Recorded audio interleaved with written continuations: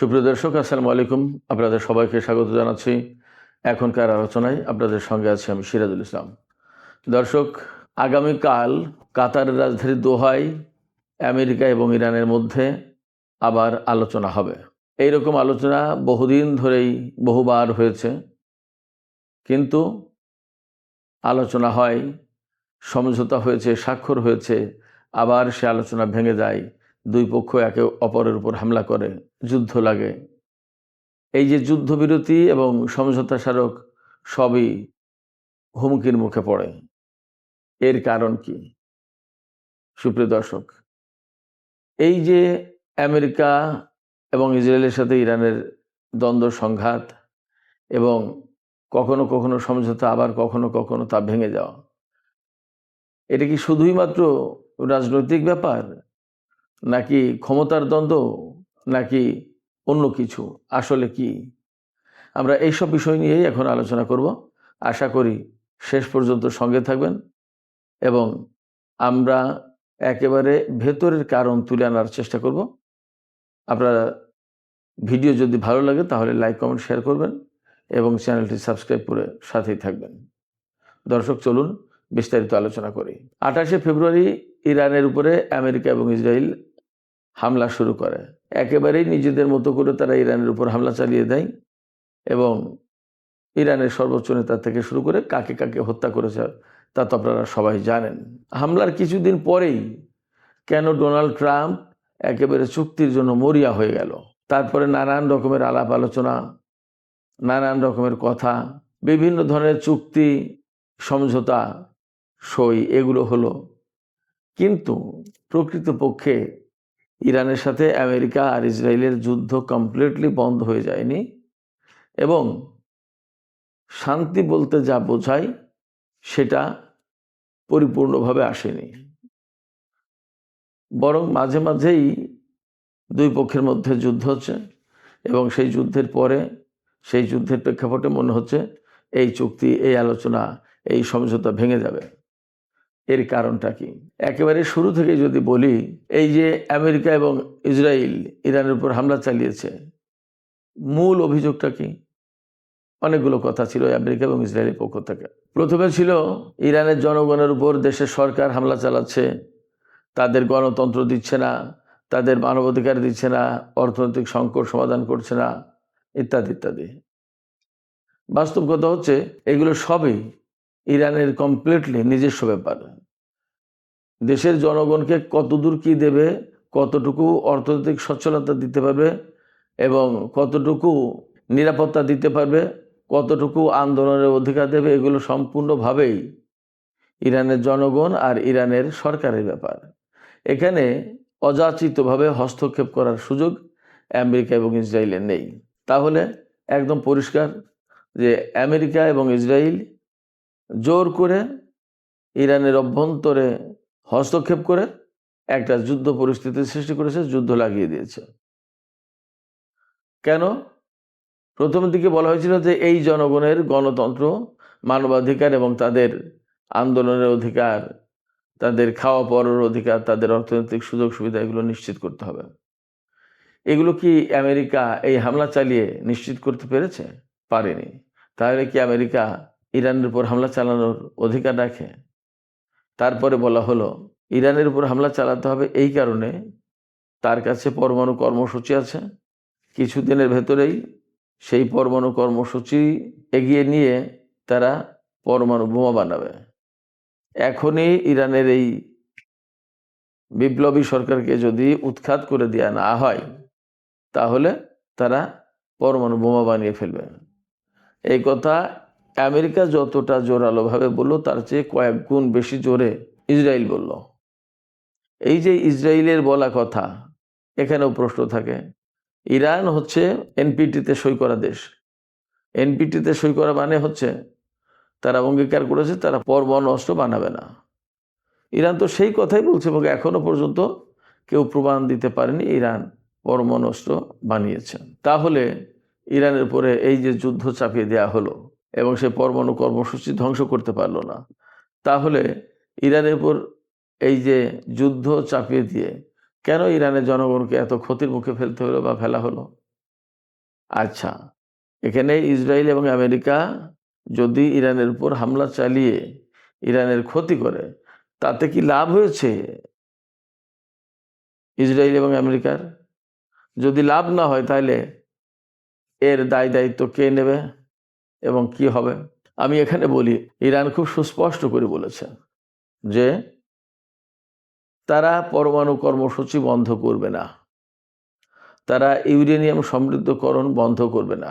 হয়তো ইউরেনিয়াম কত মাত্রায় সমৃদ্ধ করা হবে তা নিয়ে আলোচনা হবে, কিন্তু আমেরিকা আর ইসরায়েলের সাথে এই আলোচনা হবে না যে ইরান তার পরমাণু কর্মসূচি পরিচালনা করতে পারবে কি পারবে না, এটা নিয়ে কোনো আলোচনা হবে না।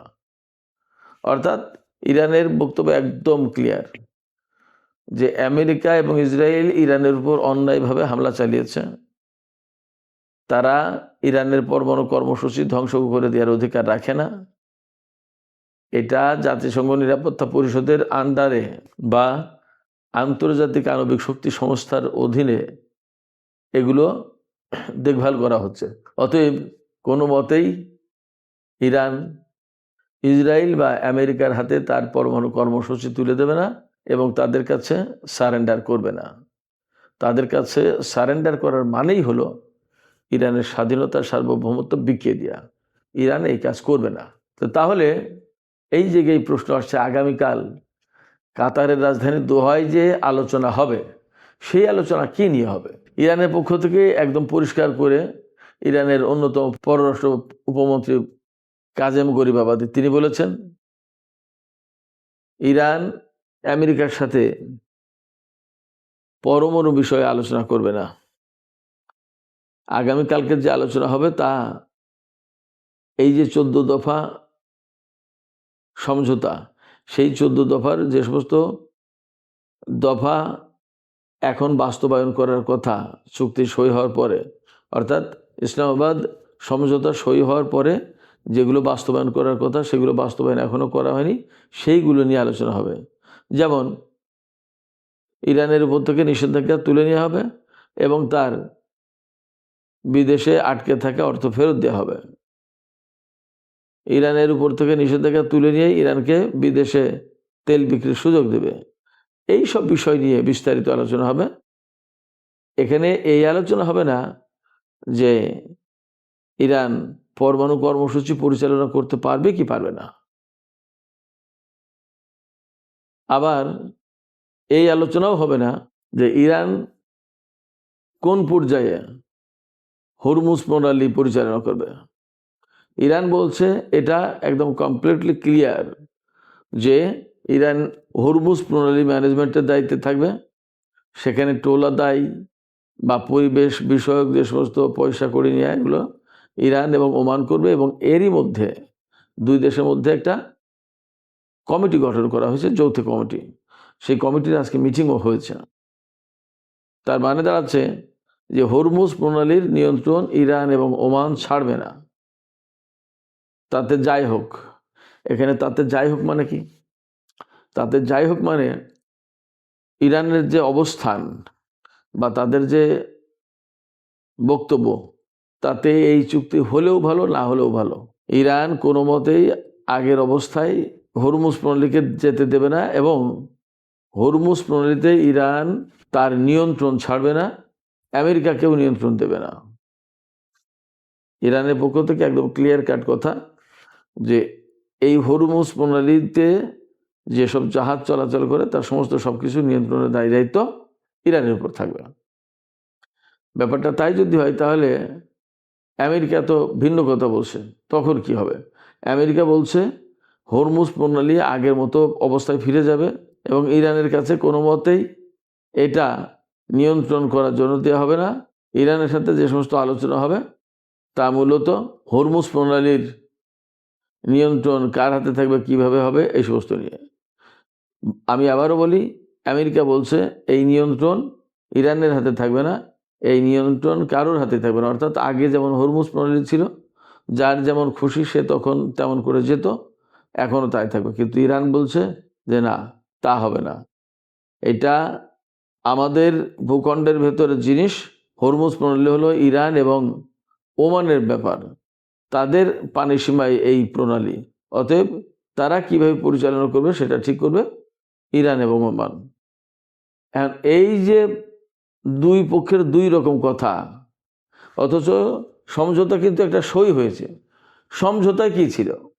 ইরান যে সমঝোতা প্রকাশ করেছে আমরা যা দেখেছি, বা আমেরিকাও যা প্রকাশ করেছে, তাতে তো পরিষ্কার দেখা যায় যে 60 দিন পর্যন্ত ইরান হরমুজ প্রণালীতে টোল নিতে পারবে না। তারপরে পরিবেশ রক্ষা এবং জাহাজ মেইনটেন চলাচল এই সমস্ত কাজে সহযোগিতা করার জন্য একটা ফি নেওয়া হবে। এই ফি পাবে পুরোপুরি ওমান এবং ইরান। এই কথা বলা, আবার এখন বলা হচ্ছে যে না, এই কথা বলা না, ইরান হরমুজ প্রণালী কন্ট্রোল করতে পারবে না। তাহলে কি হবে? তাহলে যথেষ্ট আশঙ্কা আছে দুই পক্ষের মধ্যে আবার যুদ্ধ শুরু হওয়া। এখন গতকালকে আমি একটা মার্কিন মিডিয়াতে দেখছিলাম, যখনই শুক্রবারের রাত আসে অমনি ডোনাল্ড ট্রাম্প হুমকি দেয় ইরানকে মানচিত্র থেকে মুছে দেব এবং তার সাথে কোনো আপোষ হবে না, ইরান হরমুজ প্রণালী কন্ট্রোল করতে পারবে না। এবং এই রকম প্রেক্ষাপটে দু একটা দেশ তাদের দু একটা জাহাজ আমেরিকার কথা মতো হরমুজ প্রণালীতে পরিচালিত করতে চায়। তখন ইরান সেই জাহাজের উপর হামলা চালায় এবং আমেরিকা ইরানের উপর হামলা চালায়। এর প্রেক্ষাপটে ইরানও আমেরিকার সাথে যুদ্ধে দ্বন্দ্বে জড়িয়ে যায়। মার্কিন সেই মিডিয়া বলছে যেদিন শুক্রবার রাত আসে তখন ডোনাল্ড ট্রাম্প এই হুমকি দিতে থাকে এবং এই সব কাজ করতে থাকে। আর যেই রোববারের রাত শেষ হয়ে যায়, অর্থাৎ নতুন সপ্তাহ শুরু হবে, তখন ডোনাল্ড ট্রাম্প বলতে থাকে যে আলোচনা এবং একটা আপোষ মীমাংসা হবে, যুদ্ধ চায় না। তার মানে হচ্ছে যে এই যে শুক্রবার থেকে রোববার রাত পর্যন্ত, এটা হচ্ছে আমেরিকার স্টক মার্কেট, সরকারি অফিস আদালত সব বন্ধ হয়ে যাওয়ার প্রশ্ন। শুক্রবার রাত থেকে বন্ধ হয়ে যায়, শনিবার রাত পর্যন্ত বন্ধ থাকে, সোমবার সকাল থেকে আবার খোলে। যেই রবিবার রাত পর্যন্ত আসে অমনি ডোনাল্ড ট্রাম্প একটা পজিটিভ কথা বলে দেয়, তেলের বাজার, স্টক মার্কেট সমস্ত সব কিছু আবার পজিটিভ হয়ে যায়, যেটা ডাউন হয়েছিল সেটা আবার রাইজ করে। এই যে কৌশলগত বা কুশলী বা চালাকি অবস্থান, এই চালাকি অবস্থানে আমেরিকা কি লাভবান হতে পারছে? আমার তো মনে হয় না। কারণ আমেরিকা যদি লাভবান হতো তাহলে আমেরিকা কোনো মতেই ইরানের সাথে চুক্তির জন্য এইভাবে পাগল হয়ে যেত না। আসলে আমেরিকার কিছু করার নেই। একবার সে চুক্তির কথা বলে, একবার সে সমঝোতার কথা বলে, একবার যুদ্ধের কথা বলে, একবার ইরানকে বিশ্বের মানচিত্র থেকে মুছে দেওয়ার কথা বলে।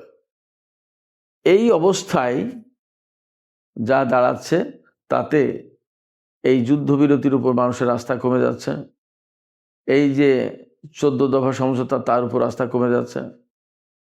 আমেরিকা যে একটা বড় দেশ, বৃহৎ শক্তি, তার উপরে কিন্তু মানুষের আস্থা কমে যাচ্ছে। কূটনীতির উপর মানুষের আস্থা কমে যাচ্ছে। তাহলে আমেরিকা এবং ইরানের ভেতরে কি আবার যুদ্ধ লাগবে? হ্যাঁ, যুদ্ধ লাগার যথেষ্ট আশঙ্কা আছে। কারণ ইরান কোনো মতেই আমেরিকা ইসরায়েলের কাছে সারেন্ডার করবে না। আমেরিকা ইসরায়েল যা বলছে ইরান তা শুনবে না। তাহলে অবধারিতভাবে আমেরিকা এবং ইসরায়েলের সাথে ইরানের নতুন করে সংঘাত অনিবার্য। কারণ এতদিন তো আমেরিকা এই বিশ্বকে শাসন করে, মনোনিপনা করে, মাতবারি করেছে। এখন এখানে যদি ইরান ভাগ নিতে আসে তাহলে তো আমেরিকা এবং ইসরায়েল সেটা মানতে চাইবে না। প্রধান সংকট এখানে। সুপ্রিয় দর্শক, এই যে আজকের যে আলোচনা করলাম, এই আলোচনার ভেতর দিয়ে আমার মনে হয় আপনাদের কাছে একটা মেসেজ পরিষ্কার হয়েছে। সেটা হচ্ছে ইরান আমেরিকা এবং ইসরায়েলের কাছে মাথা নত করবে না, সারেন্ডার করবে না। আর আমেরিকা এবং ইসরায়েল যেহেতু এতদিন ধরে তারা বিশ্ব শাসন করে এসেছে, সেই জায়গা থেকে ইরানের যে আঞ্চলিক উত্থান, এই উত্থানটাকেও তারা মানতে পারছে না। যার ফলে আমার কাছে মনে হচ্ছে দুই পক্ষের ভেতরে আবার নতুন করে যুদ্ধ সংঘাত লাগার যথেষ্ট সম্ভাবনা বা আশঙ্কা রয়েছে। আমরা আসলে ভবিষ্যতে কি হয় সেটা দেখার জন্য অপেক্ষা করি। সুপ্রিয় দর্শক, আজকের আলোচনা এখানে শেষ করতে চাই। আলোচনা শেষের আগে আপনাদের কাছে আমি জানতে চাই, আসলে কি এই যে ইরান, ইসরায়েল এবং আমেরিকা, এই দ্বন্দ্বটা কি ক্ষমতার দ্বন্দ্ব নাকি বেসিক্যালি আন্তঃভূ রাজনীতির নতুন কোনো খেলা? আপনারা আপনাদের মতামত কমেন্টে জানাতে পারেন। আর ভিডিও ভালো লাগলে লাইক, কমেন্ট, শেয়ার করবেন এবং চ্যানেলটি সাবস্ক্রাইব করে সাথেই থাকবেন। দর্শক, এখনকার আলোচনা এখানে শেষ করতে চাই। আপনারা সবাই অনেক অনেক ভালো থাকুন। আল্লাহ হাফেজ।